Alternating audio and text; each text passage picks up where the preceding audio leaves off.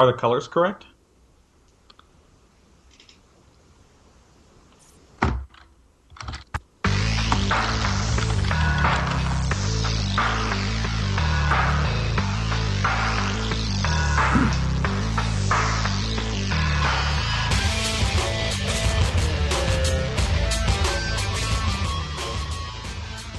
All right, welcome back to the Major League Gaming Show Match Series. We're here on Steps of War, our second match. We're waiting for the players to pick the correct colors. There we go. I think those are actually correct. So we're going to get this match started here on Steps of War. We just saw the Little One defeat Jinro on Lost Temple TVT. And this match, we're going to see what TLO is actually going to end up playing, as he does play random. Now, one thing to note is Cthon Luck will be playing this match, so you guys are getting kind of a doubleheader this week. This is going to become a best of 3 series, and then we are going to be going on to a best of 7 series between Cthon Luck and TLO. So we do see the Little One spawning Protoss there at the southern part of the map, and at the north part of the map we do see Jinro, of course, playing the Blue Terran. So Sean, Steps of War, what do you know about this matchup on what do you know about TVP on Steps of War?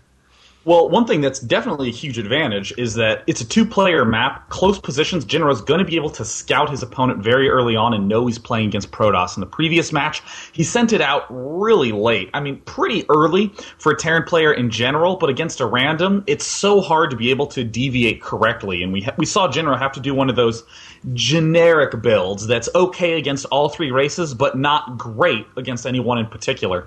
So he will get that special advantage here. We do see, look at this, a pylon on 10 going down for the Little One. Looks like he's planning on doing a gateway on 10, doing some very nice, strong early aggression. And look at Jinro. Look at these little things he's doing. Look at scouting around his base with an SCV, because these proxies are so popular on this map. Doing this all before he ends up scouting his opponent. Very, very, very smart play. And already throwing a supply depot down. Probably just going to do some standard Marine Marauder aggression. That, in my opinion, would be the most reasonable way to open on this map.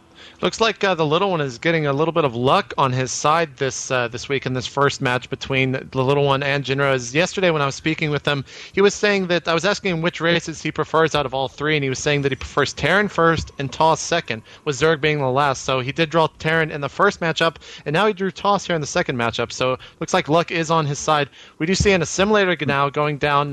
Looks like it was on 12 or 13 for the Toss. I'm not really sure, but looks like it is going to be probably going to be taking to a Cyber Core as soon as that gateway finishes. Going back over to Jinro's base, we do see the pretty standard opening here as the Rax is going down, and so is the Refinery.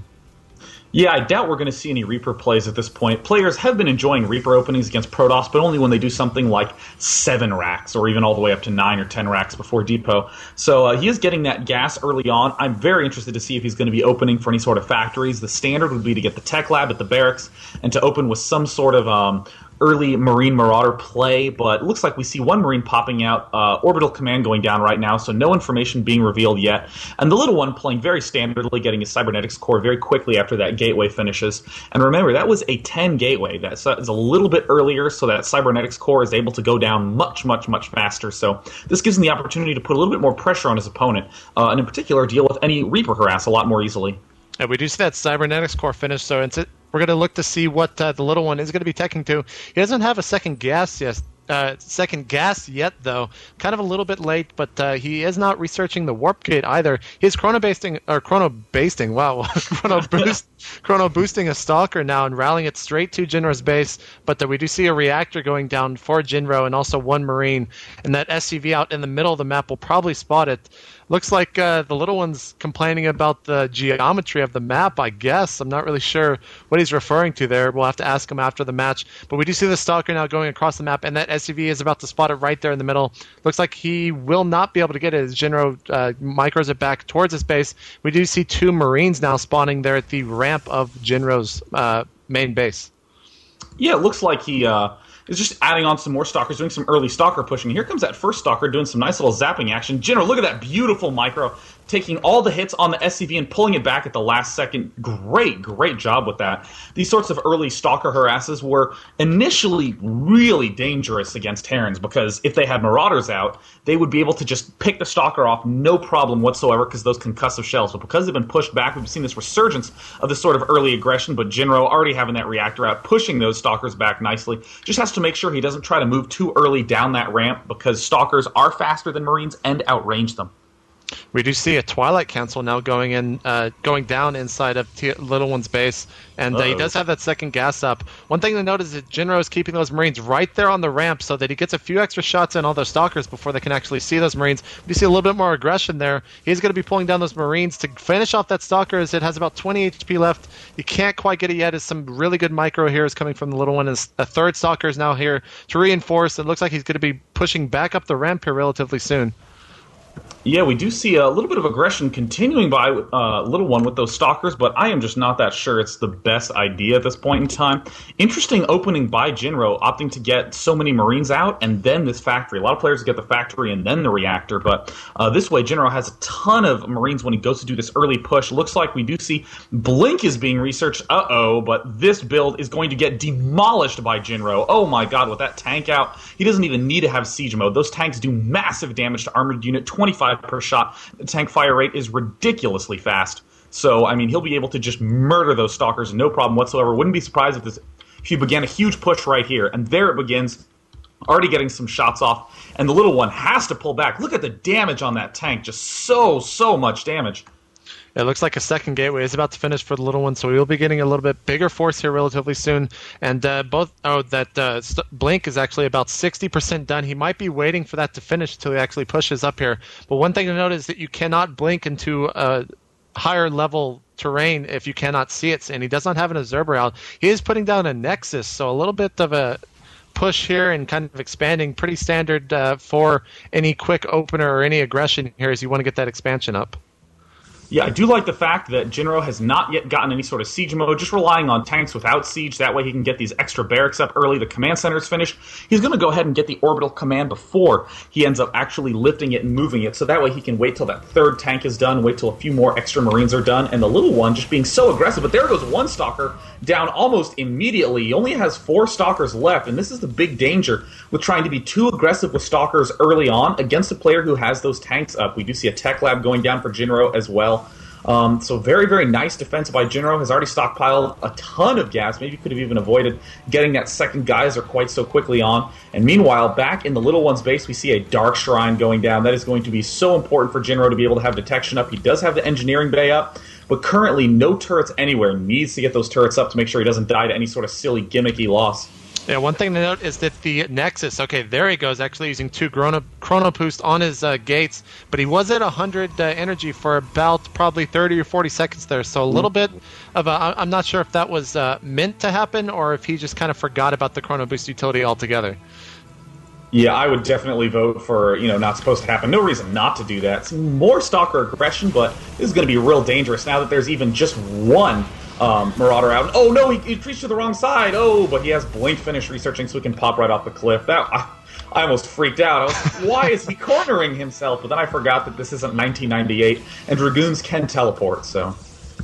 We do see that robotics facility down now, and he is getting a warp, he is warping in an observer, and he is chrono boosting that as well. So finally starting to use those chrono boosts. We do see we see one sentry, and 2 more gateways dropping down as that expansion is up, so he's able to afford a little bit more. He's got a little bit more zealots. He's starting to change his unit composition. Going back over to Jinro's base, he does have that expansion up as well, and he's putting down a couple of bunkers as well as 2 supply depots on the side to wall off, allowing those siege tanks to micros back and get in a couple extra hits. He does have siege mode completely researched, and we see 2 DTs now going into the natural expansion. He does not see him, however. Okay, there is one scan.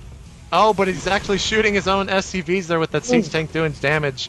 That was actually, I'm not sure how many units he lost there. Those mules actually almost died. Do you actually know how many SCVs were lost right there, Sean? At the very least, a few. I mean, that's one of the worst things about siege tanks, especially, I would fault Jinro for not having those turrets placed up at his front early enough. He just has that one at his ramp that's a little bit of an awkward position, and now Jinro finally throwing down some turrets in his main and around in more places so he continue to mule, but man, it's kind of funny how safe Jinro looked and how much of a lead it seemed that Jinro had, and then after a few tank shots, just, see you later SCVs, and thank God those mules aren't dead so we can actually stay in the game. Going to the Little One's expansion, he does not have that Nexus rallied, so those pros were just idly standing there next to the Nexus. Looks like he still does not have it rallied, but it looks like he is using the chrono boost of both of his Nexuses on those warp gates. He's putting down another warp gate, putting him up to 5. We do see a little bit of an aggression here onto the main base of Jinro, excuse me, is he is going to be killing a bunch of SCVs with these Stalkers and this Observer here. So this is some great little harassment from the little one.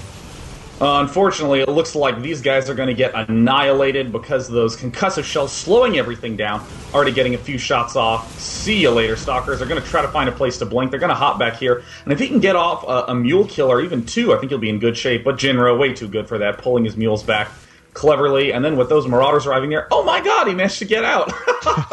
I was totally not expecting that. So a nice little juke in there. But honestly, I would say... definitely huge advantage to Jinro from that attack. I mean, that kind of got butchered. I mean, that was like 3 free Stalkers for Jinro.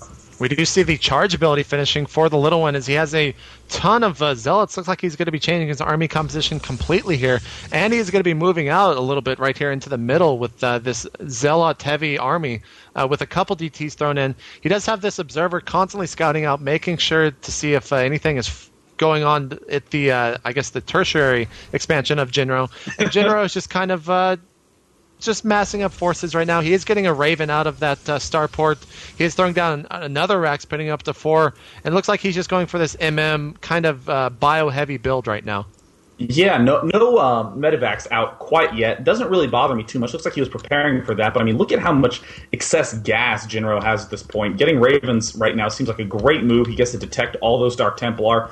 And, you know, it does look like there's a reasonably sized army for the little one, but I don't think it's going to compare to these giant Marauder numbers that are coming out for Jinro really soon. I mean, great transition. And, oh, and look at this. Incredibly smart play. Just moving that starport over to a tech lab just long enough to get a Raven, and now landing it back at that early reactor that was built, so we can end up getting some medevacs to just heal that giant Marauder force. Yeah, it looks like the little one is going to be throwing, or he does have 2 forges down, excuse me. He is chrono boosting those, the research there for weapons and Protoss shields. He does have a Templar Archives coming down, so we're going to be seeing Storm research here relatively soon, and he has a ton of gateways right now. Looks like he's just constantly building observers out of that robotics bay. Actually, about 2. He just lost one there at the natural expansion. He's going to be warping in more and more Zealots there into the middle of the map, as well as a couple Templar as well to start building up the mana so they will be able to size storm soon. You know, this style of play from Jinro is just looking a little bit slow. He got a great setup, but now he's just sort of hanging out in his base. We see the Ghost Academy just finished, and if he wants to push with Ghosts, he needs to wait even longer. I mean, he's up at 110 food, really high right now, and still does not have the best opportunity to push yet. He's still waiting for those medevacs to get out. I really think that he should wait for his next push to start incorporating those Ghosts, because if he waits, then he can just easily give the little one a giant advantage right now. I mean, Storm is already started researching, and I mean, if he doesn't push before his opponent gets too much Storm, he'll end up losing almost everything. We see some Zealots right outside the front, taking a few free shots because Jinro has some nice placement. Oops, a blink right into a tank shot, so a little bit sloppy by the little one, but overall nice positioning. It looks like the little one was actually baited into that. I'm not sure if our cameraman caught it, but right before that, he did send a Hellion out, and I guess he didn't want Jinro to see this expansion here that he just got up, but he ended up throwing down 2 force fields to stop it, and then Jinro did move those 2 tanks into position and sent out 2 more Hellions, and the little one actually took a ton of damage from that siege tank there in siege mode, and actually, I'm not sure if he lost a unit, but he did take a bunch of hits there on all of his forces.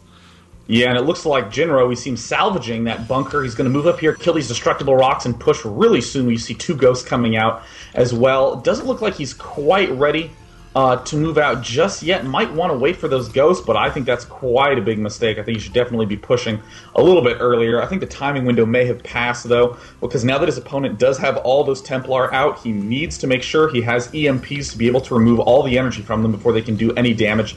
But a ton more Zealots and High Templar getting warped in by the little one. We see that 2-2 is currently being researched. So, I mean, Jinro's going to be up against a very strong army in a second. There's the scan. He sees everything. Here comes the stim.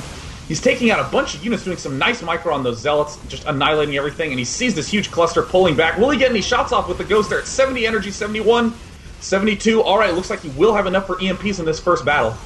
It looks like he is doing some great Marauder micro there as he took out a ton of Zealots, and he also got up, I think he got an EMP out there, I'm not exactly sure, but it looks like the little one is going to be pulling back. He did lose a pylon or two there in the center. He also had some great control there with two different control groups, one with all of his Zealots and his sentries, and one with all of his High Templar and more Zealots. So it looks like he was just trying to split his forces there, try to get a nice sandwich on Jinro, but Jinro is going to be pushing out here in the middle, taking out that pylon, and you just see observers all over the place. So I think the little one knows what's going on kind of at all times, but he's a little bit worried here as Jinro does have quite the force here in the middle of the map.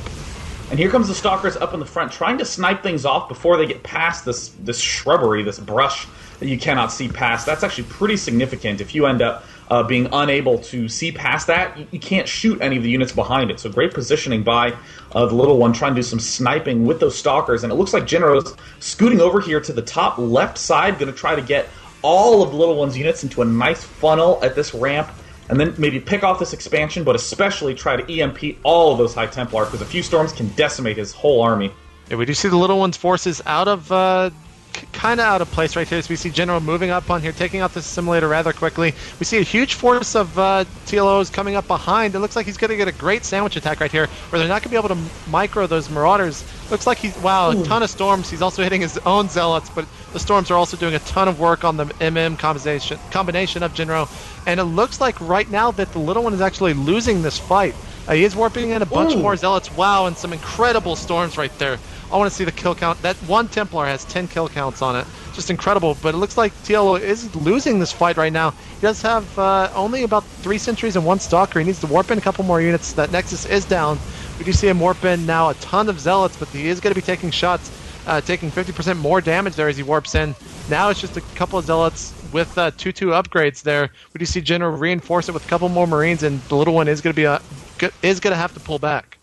Yeah, I mean, beautiful micro by Jinro, popping up and down from those medevacs. Unbelievable job, but Jinro in a little bit of a bind. He didn't kill off these destructible rocks on the right side, but look at this. As Jinro's killing off this expansion on the left, all these probes are having to retreat. Jinro's actually expanding to the top left gold natural. Look at those 2 tanks of his natural expansion, just preparing for that. He never had any intention of going to the right side to that tertiary expansion, as you'd say. And it looks like the entire intention of pushing to the top, of planting these tanks at the top, was to set up so he could take this gold expansion at the top. Great job by Jinro, lining that attack up with his decision of expanding. And it looks like a bunch of Colossi coming out right now for the little one. Does he end up having that range upgrade? Yes. If we go to the bottom corner of the little one's base, look at that. 3 robotics facilities. Very interesting choice. Feeling like he's up against the wall. Needs to just warp in a giant Colossus High Templar army. And it is all going to come down to this push. Yeah, we see a ton of SCVs actually. They're out in the middle. They are going to be... I guess he was using them to soak up damage. That might have just been a misclick. We do see a Dark Templar, wow, right below that command center there at the high yield, which is not allowing Jinro to drop that. He does scan it, but some great pushing here is allowing him to not even kill it off. It is down net, but look at these Colossus just doing so much damage on these units. That siege tank just got destroyed there. And those Colossus are going to be one thing that Jinro is really worried about right now. And it looks like Jinro's just sacking the Expo. He's just backing out, trying not to even engage, trying to maybe pick off some of these Stalkers, but does not want to get into the face of those Colossi. They just do so much damage and have such insane range. And meanwhile, Jinro is just happily adding on a ton of Vikings. I'm doing a little bit of micro-now. He has the high ground advantage. Some storms go off, and the Colossi just happily clean up the rest of everything. Jinro's just going to land here at this top left corner, try to mine a little bit. He still has a natural expansion running, so he will be okay. And good game. What? One thing to note was look at the kill counts on those Colossus. I'm not sure if our observer has left the match yet, but 21 kills, 11 kills, and 15 kills. So those Colossus just destroyed Jinro right there. And Little One is actually a little bit surprised, as he does say weird GG there, as Jinro did, I guess, leave that match, and he is going to be winning this show match series 2-0 over Jinro.